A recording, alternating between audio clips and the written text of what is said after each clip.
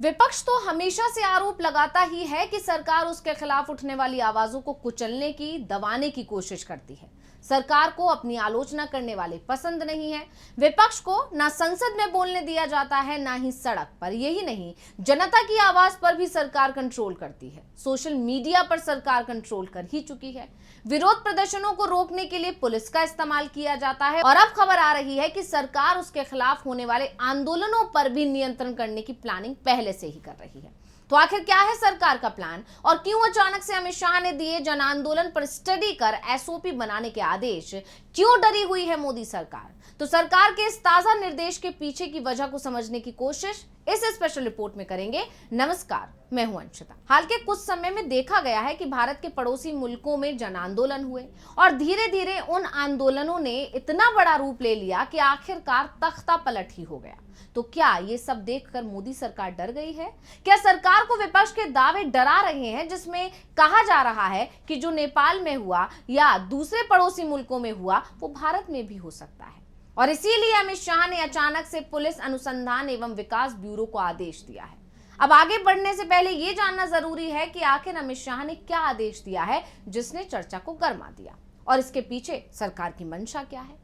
दरअसल केंद्रीय गृह मंत्री अमित शाह ने पुलिस अनुसंधान एवं विकास ब्यूरो को आदेश दिया है कि आजादी के बाद, खासकर 1974 के बाद से देश के अंदर जितने भी विरोध प्रदर्शन और जन आंदोलन हुए हैं उसकी स्टडी कराई जाए और ये पता लगाया जाए कि उन आंदोलनों के पीछे कौन लोग थे, आंदोलन के कारण क्या थे और उन्हें किसने फंडिंग की थी। इसके अलावा उन आंदोलनों और विरोध प्रदर्शन का नतीजा क्या रहा। एक अधिकारी ने बताया कि ये निर्देश भी दिया गया है कि भविष्य में निहित स्वार्थों की वजह से अगर कोई बड़ा विरोध प्रदर्शन होता है तो उसे रोकने के लिए क्या मानक होने चाहिए, इसे भी इस अध्ययन परिणामों के आधार पर तैयार किया जाए। रिपोर्ट में कहा गया कि गृह मंत्री के निर्देशों के बाद केंद्रीय गृह मंत्रालय के तहत आने वाले अधीन बीपीआर&डी एक टीम गठित करने की प्रक्रिया में है, जो राज्यों के पुलिस महकमों के साथ मिलकर उनके अपराध जांच विभागों की रिपोर्ट समेत पुराने केस की फाइलों का अध्ययन करेगी। इसी मामले को लेकर जब और आगे चर्चा शुरू हुई तो एक अन्य अधिकारी के हवाले से रिपोर्ट में कहा गया कि केंद्रीय मंत्री शाह ने बीपीआर&डी को प्रवर्तन निदेशालय यानी ईडी,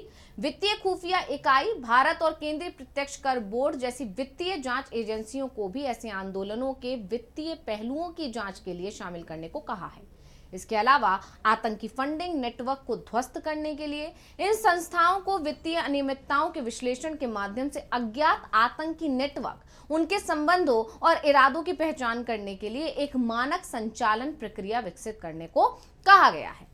रिपोर्ट में यह भी कहा गया है कि शाह ने बीपीआर&डी को विभिन्न धार्मिक जनसभाओं पर भी स्टडी करने के लिए राज्य पुलिस विभागों के साथ समन्वय करने को कहा है, जिससे भगदड़ जैसी घटनाओं के कारणों को भी समझा जा सके और ऐसे समारोह की निगरानी और नियमन के लिए भी एक मानक संचालन प्रक्रिया तैयार की जा सके।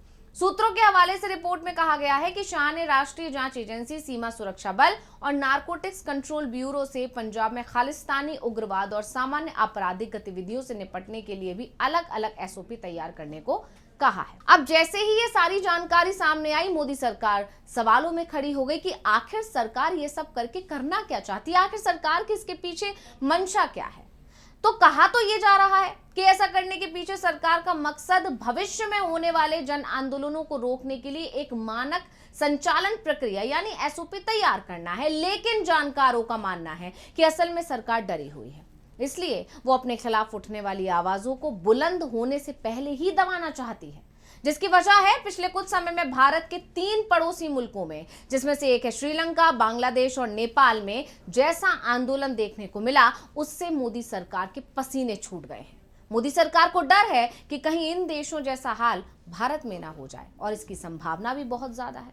कोई ऐसा जन आंदोलन भारत में ना खड़ा हो जाए जिससे सरकार ही गिर जाए, क्योंकि तीनों ही देशों में जब युवाओं ने सरकार के खिलाफ मोर्चा खोला तो फिर ये आंदोलन तख्ता पलट के साथ ही थमा। कोई भी ताकत इस आंदोलन को रोक नहीं पाई। तो सबसे पहले बात श्रीलंका की करते हैं, क्योंकि श्रीलंका में 2022 में आंदोलन हुआ था और ये बड़ा जन आंदोलन था जिसे अर्गाल्या यानी संघर्ष या स्ट्रगल के नाम से जाना जाता है। यह आंदोलन मार्च 2022 से शुरू होकर जुलाई 2022 तक चला, जिसमें लाखों लोग सड़कों पर उतर आए थे। इसका मुख्य उद्देश्य तत्कालीन राष्ट्रपति गोताबाया राजपक्षे और उनके भाई प्रधानमंत्री महिंदा राजपक्षे के इस्तीफे की मांग करना था।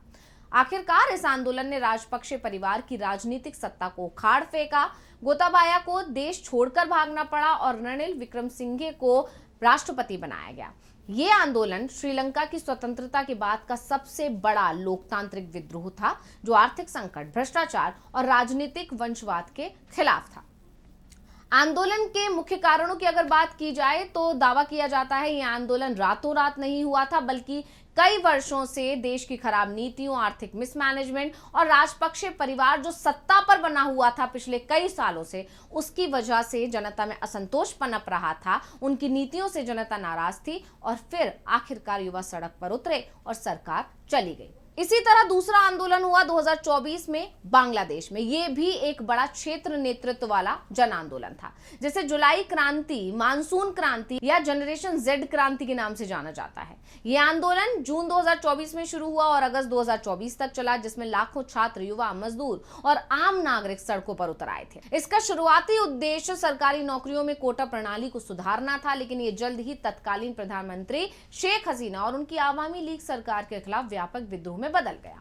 आंदोलन के परिणाम स्वरूप शेख हसीना ने 5 अगस्त 2024 को इस्तीफा दिया और भारत में शरण ले ली। उसके बाद नोबेल पुरस्कार विजेता मोहम्मद यूनुस के नेतृत्व में अंतरिम सरकार बनी। यह आंदोलन बांग्लादेश की स्वतंत्रता के बाद का सबसे बड़ा लोकतांत्रिक विद्रोह था, जिसमें कम से कम 1400 लोगों की जान चली गई थी, 11,700 से ज्यादा गिरफ्तारियां हुई और व्यापक हिंसा हुई।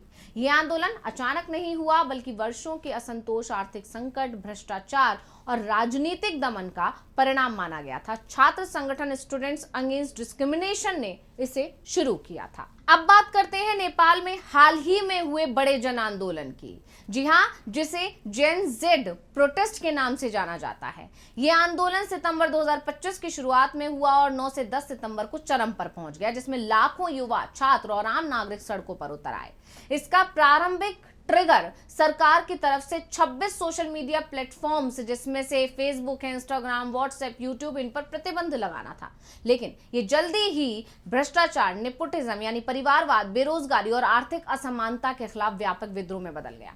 आंदोलन ने प्रधानमंत्री केपी शर्मा ओली को इस्तीफा देने के लिए मजबूर कर दिया और इसके बाद सुशीला कार्की, नेपाल की पहली महिला मुख्य न्यायाधीश, को अंतरिम प्रधानमंत्री बनाया गया। ये नेपाल के लोकतांत्रिक इतिहास का सबसे हिंसक और युवा नेतृत्व वाला आंदोलन था, जिसमें कम से कम 51 जाने गई, जिसमें 22 प्रदर्शनकारी, 9 कैदी, 3 पुलिसकर्मी शामिल थे। 1300 से ज्यादा लोग घायल हुए और काठमांडू में संसद भवन, सुप्रीम कोर्ट, प्रधानमंत्री आवास समेत सरकारी इमारतों पर हमले हुए।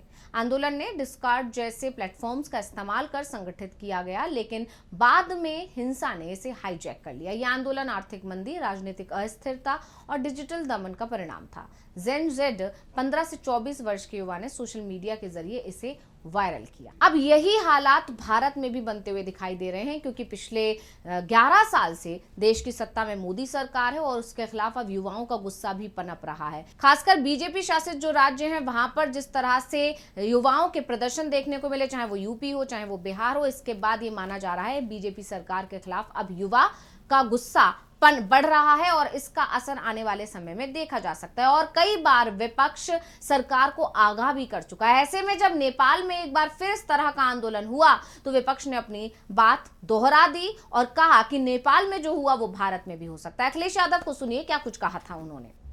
लेकिन पूरा देश जानता है और आपने बड़े करीब से देखा यूपी का, जब ये वोट चोरी से नहीं जीत सकते थे तो सोचिए रिवॉल्वर निकाल करके इन्होंने वोट रोका।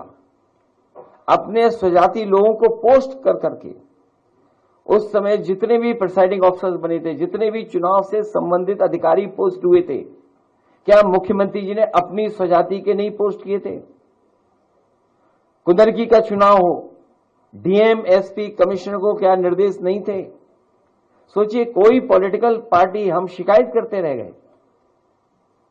77% वोट पाए हैं पढ़ने वाला। रामपुर का चुनाव हम लोगों ने देखा, छीन लिया चुनाव, शिकायत करते रहे। मीरापुर का चुनाव और अयोध्या के चुनाव में एक व्यक्ति पकड़ा गया था, वो एक मंत्री का साथी था। 5000 लोग आए हुए थे अयोध्या के चुनाव में। सोचिए आप, बाहर से लाए गए थे, अमेठी से, तिलोई से, वहां से गए थे लोग। जो पकड़ा गया था व्यक्ति वो खुद स्वीकार कर रहा था कि वो मंत्री से फोन मिलाइए। पुलिस का इंस्पेक्टर होशियार था, उसने बहुत फोन को काट दिया, लेकिन सच्चाई उसी से में खुल जाती। नहीं, मीडिया में बोला था, लेकिन इंस्पेक्टर बड़े होशियारी से बचाव करके ले गया। तो ये डकैती हो रही बोट की। जो बात मैं कहना चाहता हूं, इसी तरह की बोट की डकैती होगी तो हो सकता है जो आसपास के देशों में जनता सड़कों पे दिखाई दी, हो सकता है जनता भी सड़क पर दिखाई दे। यही नहीं, कई मीडिया रिपोर्ट्स में भी यही दावा किया गया है कि भारत में भी कभी भी ऐसे हालात बन सकते हैं, जिसे सरकार भी भांप रही है और इसीलिए सरकार पहले से ये जानकारी इकट्ठा करना चाहती है कि कहीं किसी मुद्दे पर उसके खिलाफ भी तो युवाओं का गुस्सा पनप नहीं रहा है। क्योंकि देश में पिछले दिनों जितने भी प्रदर्शन हुए हैं उन्हें सरकार ने पुलिस के दम पे दबा दिया। विपक्ष अगर विरोध करता है तो पुलिस को एक्टिव कर दिया जाता है। महिला पहलवानों के आंदोलन को पुलिस के जरिए खत्म करवाया गया, तो वहीं किसानों पर भी किसी तरह का तरस नहीं खाया गया था। भले ही सरकार ने किसान आंदोलन, महिला पहलवानों का आंदोलन, सीएए एनआरसी के खिलाफ आंदोलन को लाठी डंडों के दम पर रुकवा दिया हो, लेकिन अब सरकार डर गई है, क्योंकि पड़ोसी मुल्कों में जो हुआ उसने भारत की जनता का भी हौसला बढ़ा दिया है। सरकार समझ रही है कि अगर भारत में उठने वाली विरोध की आवाजों को शुरुआत में ही नहीं दबाया गया तो बड़े आंदोलन का रूप ले सकती है और कहीं मोदी सरकार का तख्ता पलट ना हो जाए। इसलिए सरकार अभी से जानकारी जुटाना चाहती है, जिसकी जिम्मेदारी अमित शाह ने पुलिस अनुसंधान एवं विकास ब्यूरो को दे दी है। तो स्पेशल रिपोर्ट आपको कैसी लगी, हमें कमेंट करके अपनी राय जरूर दीजिएगा। इसी के साथ मुझे दीजिए इजाजत। देखते रहिए DV लाइव। नमस्कार।